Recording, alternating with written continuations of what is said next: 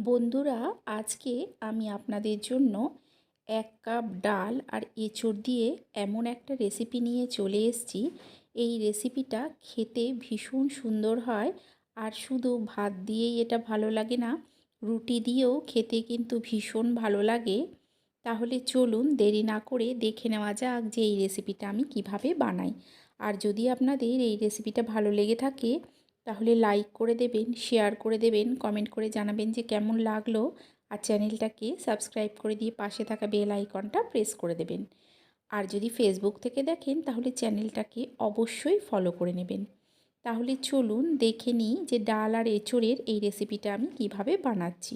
এটা বানানোর জন্য এখানে দেখুন আমি নিয়ে নিয়েছি এঁচোড়। এঁচোড়গুলোকে কেটে পরিষ্কার করে রেখেছি। ঠিক এই রকম টুকরো করে নিতে হবে। আর এর সঙ্গে নিয়ে নিয়েছি আমি ছোলার ডাল। এখানে একটা বাটিতে আমি 1 কাপের মতো ছোলার ডাল নিচ্ছি। ছোলার ডালটাকে 2-3 বার ভালো করে জল পাল্টে ধুয়ে নেব। 2-3 বার ভালো করে জল পাল্টে ধুয়ে এখানে দেখুন একটা প্রেসার কুকারের মধ্যে দিয়ে দিচ্ছি সমস্ত ছোলার ডালটা আর কিছুটা জল, সঙ্গে দিয়ে দেব লবণ আর দিয়ে দেব হলুদ। আর এর সঙ্গে দিয়ে দেব অল্প একটু সর্ষের তেল। এটা দিলে কি হয়, কুকারের উপরে ডালটা আর উঠে চলে আসে না। তেলটা দিলে কুকারের উপরে ডাল এসে আর কুকারটা নোংরা হয়ে যায় না। যতক্ষণ এটাতে সিটি হচ্ছে ততক্ষণ এখানে দেখুন একটা পাত্রে কিছুটা গরম জল বসিয়ে এতে দিয়ে দিলাম লবণ আর হলুদ। এর মধ্যেও কিছুটা সর্ষের তেল দিচ্ছি। এখন এতে দিয়ে দেব কেটে রাখা এঁচোড়টা। সর্ষের তেলটা দিলে কি হয়, এঁচোড়ের মধ্যে যে কষটা থাকে তাতে এই পাত্রটা নোংরা হয়ে যাবে না। এখন এটাকে আমি ঢেকে দেব। ঢেকে এটা 20%-এর মতো সেদ্ধ করে নেব। 20%-এর থেকে বেশি সেদ্ধ করার কিন্তু প্রয়োজন নেই। দেখুন আমি কিছুক্ষণ পর ঢাকাটা তুলে নিচ্ছি। আমি আপনাদের দেখিয়ে দিচ্ছি এটা কিন্তু পুরোপুরি সেদ্ধ হয়নি। এখন কি করব, এটা সাইডে রেখে আমি ডালটাকে দেখে নেব। কুকারটাকে আমি খুলে নেব। কুকারটাকে খুলে নিয়ে দেখিয়ে দিচ্ছি ডালটাও কিন্তু সম্পূর্ণ সেদ্ধ হয়নি। ডালটা 50%-এর মতো সেদ্ধ হয়েছে। আমি গ্যাসের ফ্লেমটা লোতে করে 2টো হুইসেল দিয়েছি। দেখুন ডালটা শক্ত আছে, এই রকমই থাকতে হবে।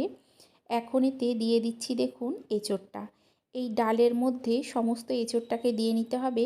ডালটা আর এঁচোড়টা একসঙ্গে দিলে কি হয়, এঁচোড়ের কষে অনেক সময় ডালটা নষ্ট হয়ে যায়। এখন এটাকে সিটি দিয়ে আমি বাদবাকিটা পুরোটাই সেদ্ধ করে নেব। দেখুন আরও 3টে হুইসেল আমি দিয়ে নিয়েছিলাম। আপনাদেরকে খুলে দেখিয়ে দিচ্ছি এঁচোড় আর ডাল কিন্তু খুব সুন্দরভাবে সেদ্ধ হয়ে গেছে। দেখতে গোটা গোটা থাকবে অথচ ভেতর থেকে কিন্তু ডালগুলো একদম নরম হয়ে যাবে, ঠিক এই রকম। অন্যদিকে আমি একটা কড়াই বসিয়ে দিয়েছি। এতে দিয়ে দিলাম কিছুটা সর্ষের তেল। ফোড়নে দিয়ে দিচ্ছি গোটা জিরে আর দিয়ে দেব শুকনো লঙ্কা। এর সঙ্গে দিয়ে দেব তেজপাতা। ফোড়নটাকে কয়েক সেকেন্ড ভেজে নিয়ে আমি এতে দিয়ে দেব কাঁচা লঙ্কা। এখন এতে দিয়ে দিচ্ছি কাঁচা লঙ্কা। এখানে আমি কাঁচা লঙ্কা দুটোকে চিড়ে নিয়েছি। কাঁচা লঙ্কা দুটোকে কয়েক সেকেন্ড ভেজে দিয়ে দিচ্ছি 1/2 চামচের মতো আদা বাটা। অল্প একটু জল দিলাম যাতে মশলাটা না পুড়ে যায়। দিয়ে দিলাম 1 চামচ জিরে গুঁড়ো, 1/2 চামচ হলুদ গুঁড়ো, দিয়ে দিচ্ছি 1 চামচ লঙ্কার গুঁড়ো। দিয়ে মশলাটাকে ভালো করে কষিয়ে নিতে হবে। দেখুন গ্যাসের ফ্লেমটাকে লো টু মিডিয়ামে করে আমি মশলাটাকে কষিয়ে নিচ্ছি। মশলাটাকে ততক্ষণই কষাবেন যতক্ষণ না এই মশলার কাঁচা গন্ধটা চলে যাচ্ছে আর তেলটা আলাদা হয়ে চলে আসছে। দেখুন আমি বেশ কিছুক্ষণ সময় ধরে এটাকে কষিয়ে নিচ্ছি। এর তেলটা প্রায় আলাদা হয়ে চলে এসছে, কষানোও ভালো হয়ে গেছে। এই রকমই হতে হবে। এখন এতে দিয়ে দেব সমস্ত সেদ্ধ করে রাখা এঁচোড় আর ডালটা। সমস্ত এঁচোড় আর ডালটাকে দিয়ে ভালো করে একবার মিশিয়ে নেব। মিশিয়ে লবণটা দেখে নিয়ে আমি এতে দিয়ে দেব স্বাদ অনুযায়ী আর অল্প লবণ। আর মিষ্টির জন্য দেব একটা বাতাসা, আপনারা এখানে চিনিও দিতে পারেন।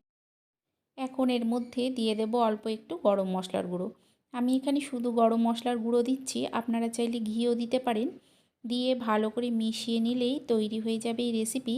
আপনারা অবশ্যই একবার এইভাবে বানিয়ে খাবেন, আশা করছি আপনাদেরও ভালো লাগবে।